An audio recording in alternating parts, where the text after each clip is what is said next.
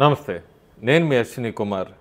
'పుష్ప 2' ఈ cinema release అయినప్పటి నుంచి కూడా ఒక పెద్ద హంగామా నడుస్తుంది భారతదేశం మొత్తం. ముఖ్యంగా తెలుగు రాష్ట్రాల్లో కూడా. అల్లు అర్జున్ ముద్దుగా బన్నీ అని పిలుచుకుంటారు. ఇతను 'పుష్ప 1' రిలీజ్ అయ్యాక జాతీయ స్థాయిలో అవార్డు రావటం ఇదంతా చూసాము. 'పుష్ప 2'కి మాత్రం అతనికి అన్ని మంచి శకునాలు అనుకున్నారు కానీ సినిమా రిలీజ్ అయ్యే ఒక 36 గంటల ముందు నుంచే దాదాపు కుటుంబంలో ఎక్కడా కూడా విభేదాలు లేకపోయినప్పటికీ అభిమానుల మధ్యలో మాత్రం పవన్ కళ్యాణ్ లేదా మెగా ఫ్యాన్స్కి వర్సెస్ బన్నీ ఫ్యాన్స్ కింద మారింది. ఒక నెగిటివ్ క్యాంపెయిన్ అయితే సోషల్ మీడియాలో బాగా కనబడింది. అయినప్పటికీ అల్లు అర్జున్ ఇవన్నీ దాటుకుంటూ వచ్చాడు. 4వ తారీఖు సాయంత్రం సంధ్యా థియేటర్లో జరిగిన తొక్కిసలాట దురదృష్టకరమైన సంఘటన. అక్కడ ఒక మహిళ తొక్కిసలాటలో చనిపోవటం, పిల్లవాడు వెంటిలేటర్ మీద ఉండటం, ఇంకా ఆసుపత్రులు ఇదంతా చూస్తూనే ఉన్నాం. అది జరిగిన ఇన్సిడెంట్ జరిగిన కొన్ని గంటల తర్వాత హీరో అల్లు అర్జున్ రెస్పాండ్ అయ్యారు. ఆ కుటుంబాన్ని ఆదుకుంటామన్నారు. 25 లక్షల రూపాయలు పరిహారం కింద, అంతేకాకుండా ఏం అవసరమైనా కూడా కుటుంబానికి అండగా ఉంటామని కూడా అల్లు అర్జున్ స్టేట్మెంట్ ఇచ్చినప్పటికీ ఆ స్టేట్మెంట్ మీద కూడా చాలా కాంట్రవర్సీ నడిచింది. 25 లక్షలైనా ఈ రకంగా అంటూ కూడా నెగిటివ్ క్యాంపెయిన్ చేశారు. ఎంత నెగిటివ్ క్యాంపెయిన్ అయినా కూడా సినిమా చాలా వరకు రికార్డులు బ్రేక్ చేస్తుంది కలెక్షన్స్ పరంగా. ఉత్తరాదిని కూడా అట్లాగే ఓవర్సీస్లో కూడా ఈ సినిమా మంచి కలెక్షన్స్ రాబట్టుకున్నట్టుగా మనకు తెలుస్తోంది. కానీ ఇక్కడితో అయిపోలేదు. ప్రస్తుతానికి సంధ్యా థియేటర్ ఇన్సిడెంట్ ఎపిసోడ్, ఆ మహిళ మృతికి కారణం అల్లు అర్జున్ సడన్గా థియేటర్కి రావటమే, ఎవరికీ చెప్పకుండా వచ్చాడు, అందుకే తొక్కిసలాట జరిగింది అంటూ థియేటర్ యాజమాన్యంతో పాటు ఆ సినిమా హీరో అల్లు అర్జున్ మీద కూడా పోలీసులు కేసు ఫైల్ చేశారు. ఎక్కడి నుంచే ట్విస్టులన్నీ ప్రారంభమైనాయని చెప్పచ్చు మనం. శుక్రవారం ఉదయం ఢిల్లీ నుంచి గురువారం సాయంత్రం ఢిల్లీలో 'పుష్ప 2' సక్సెస్ మీట్ పాల్గొని శుక్రవారం ఉదయం ఫ్లైట్లో వచ్చిన ఆ హీరో అల్లు అర్జున్ని ఇంట్లో కూడా కనీసం ఆ బెడ్రూమ్లోకి పోలీసులు వెళ్ళి బట్టలు మార్చుకునే సమయం ఇవ్వకుండా కూడా అతన్ని అరెస్ట్ చేశారు.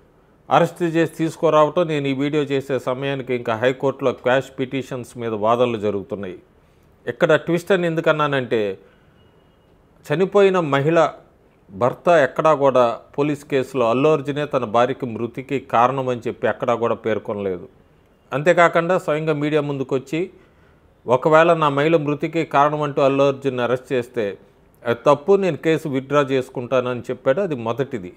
రెండోది, ముఖ్యంగా థియేటర్ యాజమాన్యం తప్పన్నారు. థియేటర్ యాజమాన్యం డిసెంబర్ 2వ తారీఖే ఇలా 4వ తారీఖు హీరో హీరోయిన్ సెలబ్రిటీస్ వస్తారు, యూనిట్ మొత్తం వస్తారు, మాకు పోలీస్ సెక్యూరిటీ బందోబస్తు కావాలి అంటూ కూడా పోలీసులకి ఒక రిటర్న్గా ఇచ్చారు. దానికి పోలీసులందరూ కూడా పోలీస్ స్టేషన్ నుంచి కూడా శాంక్షన్డ్ అన్న ఒక స్టాంప్తో కూడా ఒక లెటర్ ఉంది. సో అక్కడ పోలీసుల వైఫల్యం క్లియర్గా కనబడుతోంది. రెండోది, మహిళా మృతికి సంబంధించి ఆ దురదృష్టకరమైన ఇన్సిడెంట్ అయినా కూడా తొక్కిసలాటికి ఎక్కడా కూడా హీరో సంబంధం లేదంటూ ఆ మహిళ భర్త కూడా వచ్చి చెప్పడం కూడా, ఇది కూడా ఒక ట్విస్ట్ అనుకోవచ్చు. కాకపోతే ఇప్పుడు ప్రస్తుతం రాజకీయ కోణంలోకి వెళ్ళిపోయిందని చెప్పచ్చు అల్లు అర్జున్ అంతా. చిరంజీవి దంపతులంతా కూడా అల్లు అర్జున్ ఫ్యామిలీ ఇంటికి వచ్చారు. మనకు అందుతున్న వార్తలు స్పెక్యులేషన్ అనుకోవాలి, ఇంకా కన్ఫర్మ్ కాలేదు. కానీ పవన్ కళ్యాణ్ కూడా విజయవాడ నుంచి స్పెషల్ ఫ్లైట్లో హైదరాబాద్ చేరుకుంటారని తెలుస్తోంది. పొలిటికల్ ట్విస్ట్ అని ఎందుకన్నానంటే, అప్పుడే బీఆర్ఎస్ బీజేపీ నాయకులు అల్లు అర్జున్కి మద్దతుగా నిలిచారు. హరీష్ రావు అయితే అరెస్టును ఖండించడమే కాకుండా కాంగ్రెస్ ప్రభుత్వం ఈ బెనిఫిట్ షోలకి పర్మిషన్ ఇచ్చింది.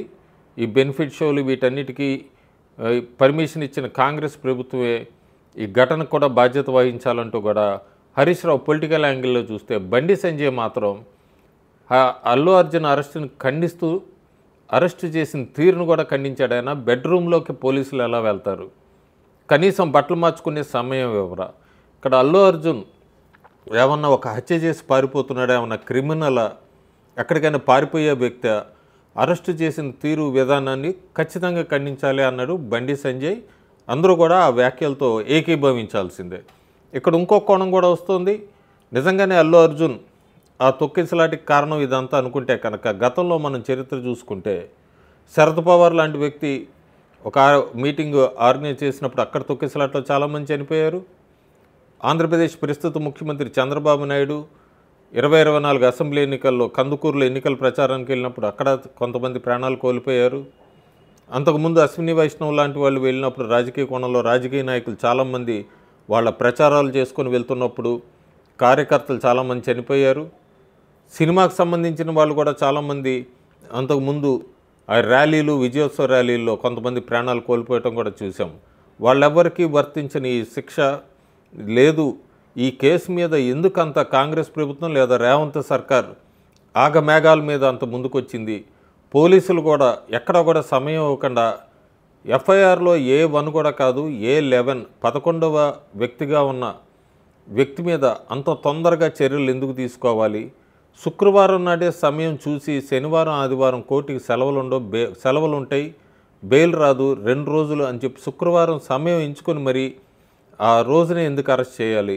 దీని వెనక ఉన్న పెద్ద రాజకీయ కోణం ఉందా అన్నది ఇప్పుడు ప్రస్తుతం అందరూ ఆలోచిస్తున్నారు. ఏదైనప్పటికీ జరిగిన సంఘటన అయితే దురదృష్టకరం. పోయిన ప్రాణాన్ని వెనక్కి తీసుకురాలేము. అల్లు అర్జున్ కూడా అక్కడ సమయస్ఫూర్తిగానే మాట్లాడాడు.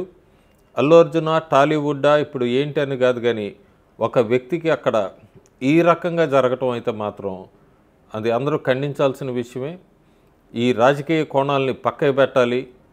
ప్రస్తుతం హైకోర్టు ఏమంటుందనేది చూడాలి. ఒకవేళ హైకోర్టు కూడా క్వాష్ పిటిషన్ చేయకపోతే అల్లు అర్జున్ అయితే ప్రస్తుతం చెంచల్గూడ జైల్లో ఉండాల్సి రావచ్చు. ఎందుకంటే 14 రోజులు నాంపల్లి కోర్టు రిమాండ్ విధించింది.